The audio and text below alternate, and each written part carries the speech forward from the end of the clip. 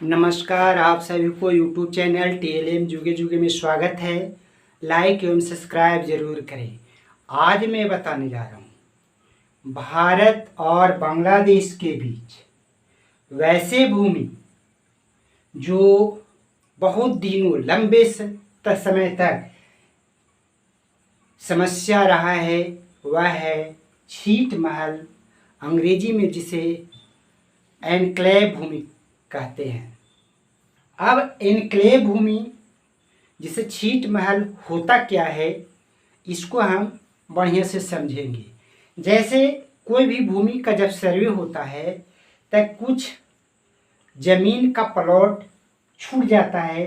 एक गांव से दूसरे प्लॉट, एक गांव का प्लॉट दूसरे गांव में चला जाता है, दूसरे गांव का प्लॉट दूसरे गांव में चला जाता है। ऐसे भूमि को छीट महल कहा जाता है, एनक्लेव लैंड कहा जाता है।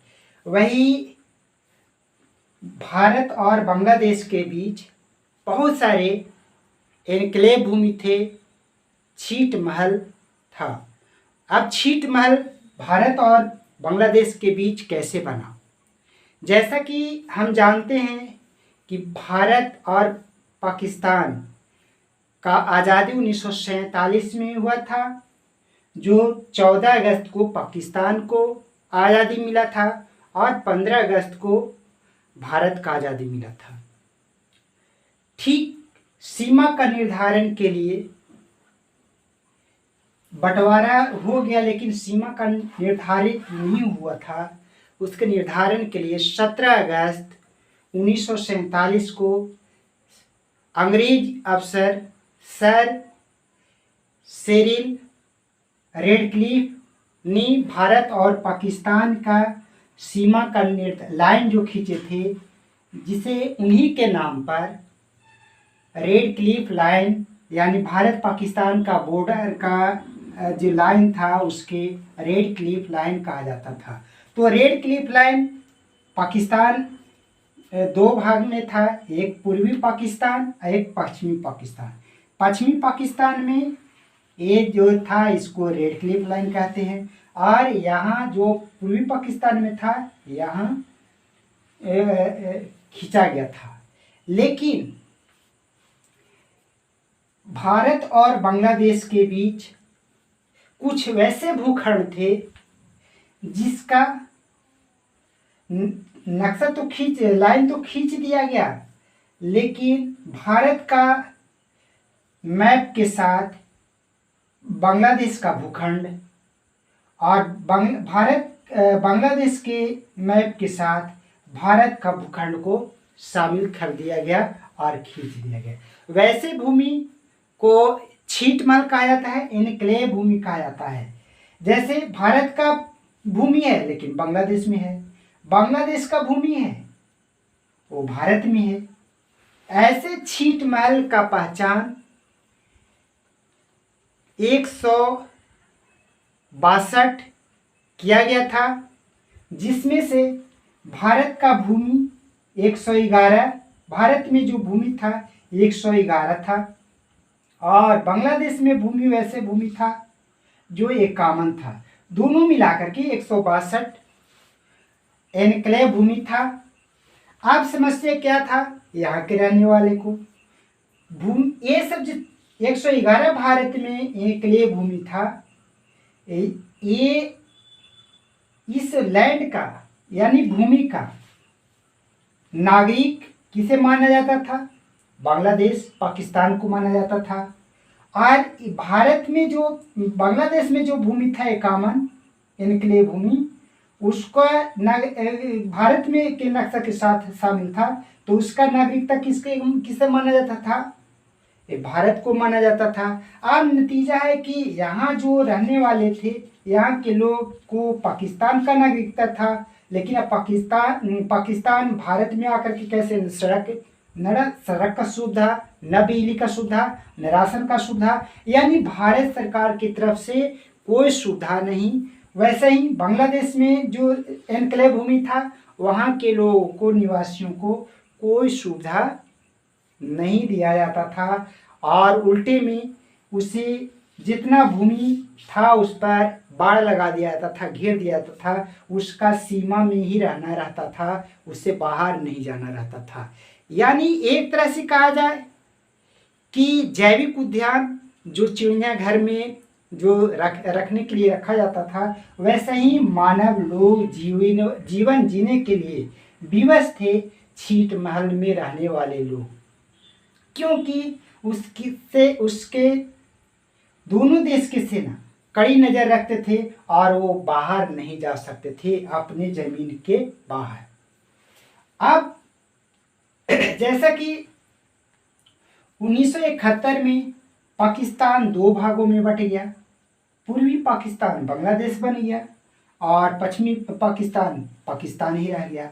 तो बांग्लादेश 1974 में भारत के तत्कालीन प्रधानमंत्री श्रीमती इंदिरा गांधी और बांग्लादेश के राष्ट्रपति शेख मुजीबुर रहमान के बीच एक सहमति बनी, जिसमें यह सहमति हुआ कि जो भूमि भारत में है और वहाँ के लोग हैं उनको नागरिकता वहीं के दे दिया जाए। यानी ये जो भारत का एनक्लेव भूमि जो 111 था, उसका नागरिकता भारत को दे दिया जाए और उसको भारत में शामिल कर लिया जाए। और जो बांग्लादेश में 51 एनक्लेव भूमि छिटमहल थे, वहाँ के रहने उसका जो भूमि बांग्लादेश में शामिल कर लिया जाए और वहाँ के रहने वाले जो निवासी हैं उनको बांग्लादेश का निवासी मान लिया जाए। 1974 में यह भारत और पाकिस्तान बांग्लादेश के बीच सहमति बना। बांग्लादेश ने 1974 में बांग्लादेश के संसद में यह पारित कर दिया कि जितने भी बांग्लादेश में इनक्लेव भूमि है और यहाँ के रहने वाले हैं उनको बांग्लादेश में शामिल कर लिया जाए और उसको बांग्लादेश के निवासी नागरिकता दे दिया जाए और बांग्लादेश का जो भी सरकार की तरफ से नागरिकों का सुविधा है उसे दे दिया जाए। लेकिन भारत में राजनीति में इतना कठोर निर्णय लेने में कहा जाता है कि सहमति बन जाता है, लेकिन बहुत ही लंबे समय तक कब पूरा होगा उसका कोई गारंटी भारत में नहीं था। बहुत लंबे समय तक इसको पारित नहीं किया गया। नतीजा हुआ कि यहाँ के रहने वाले जो एनक्लेव भूमि में बहुत कठिनाई का सामना कर रहे थे। कहिए कि चाहे तो जैविक उद्यान के जानवर जैसा या फिर सुअर के बखोर जैसा उतना ही में रहना है, ऐसा लोग कठिनाई का सामना यहाँ के लोग कर रहे थे। यहाँ के भारत में जो भूमि था 111 जो था, उसका क्षेत्रफल जो था 7110 एकड़ था, जो 151 एनक्लेव भूमि था। और जो बांग्लादेश में 51 एनक्लेव भूमि था, उसका क्षेत्रफल 17,160 एकड़ था। भारत में जो रह रहे थे बांग्लादेश का नागरिकता था, उसका 37,186 था। और जो बांग्लादेश में रह रहे थे उसका आबादी 14,090 था। 2000 भारत में माननीय प्रधानमंत्री नरेंद्र दामोदर दास मोदी ने